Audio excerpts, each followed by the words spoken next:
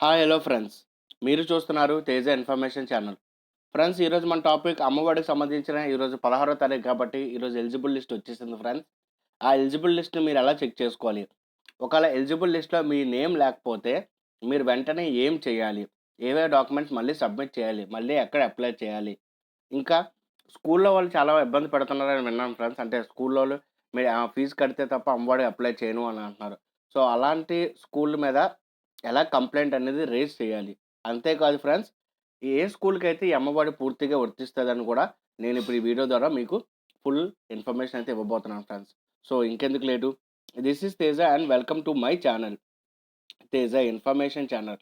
Friends, గుర్తుపెట్టుకోండి, వీడియోని మాత్రం స్కిప్ చేయొద్దు. వీడియోని ఎండ్ వరకు చూడండి. ఎందుకంటే నేను 4 important topics of Ammavodi cover చేస్తున్నాను కాబట్టి. అలాగే ఫ్రెండ్స్, నాదొక చిన్న రిక్వెస్ట్. ఎవరైనా ఫస్ట్ టైమ్ నా ఛానల్ చూస్తే కింద ఉన్న red colour subscribe button click చేసుకొని, అలాగే పక్కన ఉన్న బెల్ ఐకాన్ క్లిక్ చేయడం అయితే మర్చిపోకండి friends. So friends, let's begin the video.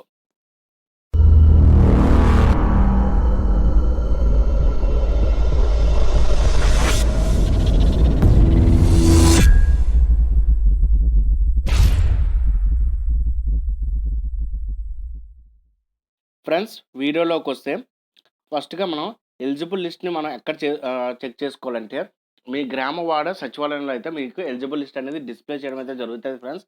అక్కడికెళ్లి చెక్ చేసుకోండి. లేదు అంటే మీ వాలంటీర్ కన్సల్ట్ చేసుకొని ఒకసారి నేమ్ ఉందా లేదని చెక్ అడగండి ఫ్రెండ్స్. ఎందుకంటే మీ నేమ్ ఉంటే ఎటువంటి ప్రాబ్లమ్ లేదు. మీరు వరీ అవ్వవసరం లేదు. జనవరి 9వ తారీఖున మీకు రూ. 15 అమౌంట్ అయితే పడబోతుంది. ఒకవేళ నేమ్ లేకపోతే ఏం చేయాలనేది ఇప్పుడు నేను మీకు ఎక్స్‌ప్లెయిన్ చేస్తాను ఫ్రెండ్స్. ఒకసారి డీటెయిల్‌గా చూసుకుంటే మనకి పేపర్ స్టేట్మెంట్ జనవరి 9న జగనన్న అమ్మఒడి పథకం.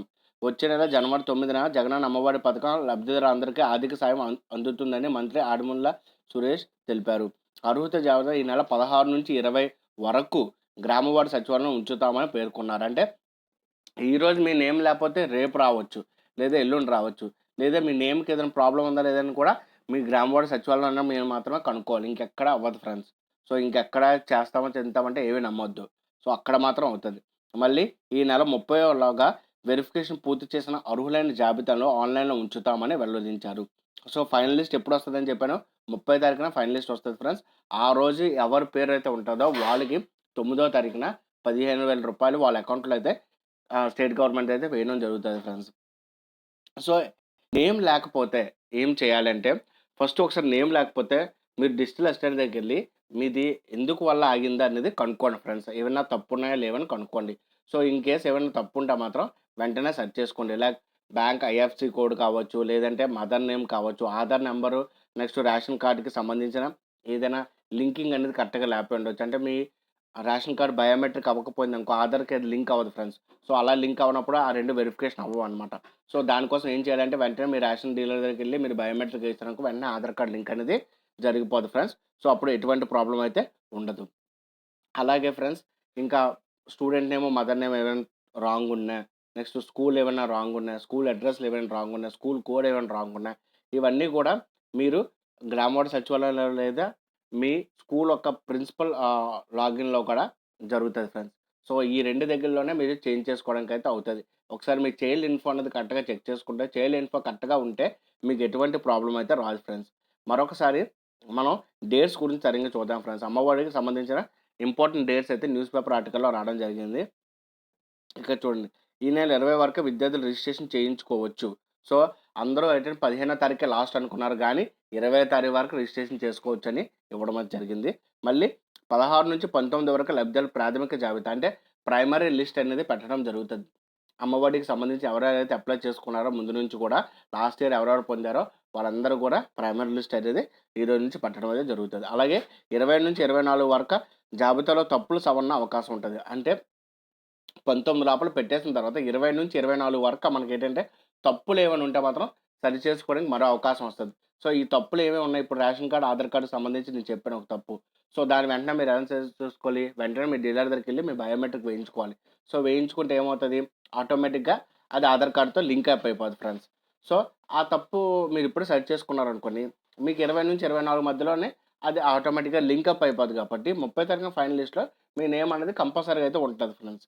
అలాగే 24న లబ్ధిదారు తుది జాబితా 26న సారీ. అలాగే 31న జాబితాను కలెక్టర్‌కు ఆమోదం. జనవరి 9న ఈ 15,000 రూపాయలైతే అకౌంట్‌లో అయితే వేయనున్నారు ఫ్రెండ్స్.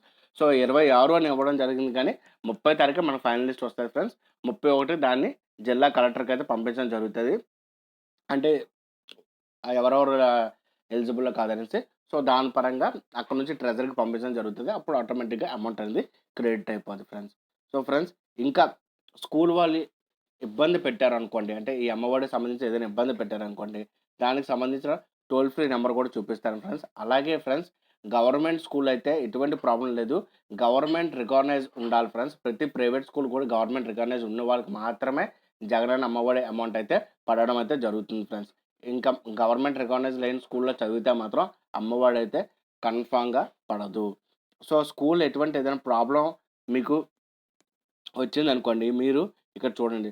మీకిక్కడ ఒక ఫోను నంబర్ అనేది నేను చూపిస్తున్నాను ఫ్రెండ్స్. ఆ ఫోను నంబర్‌తో మీరు కాల్ చేసి, మీ స్కూల్‌లోళ్ళు ఇలా ప్రాబ్లమ్ పెడుతున్నారని చెప్పొచ్చు. అప్పుడు స్కూల్ మీద కంప్లెయింట్ రైజ్ చేస్తే మీకు బెనిఫిట్ ఉంటది.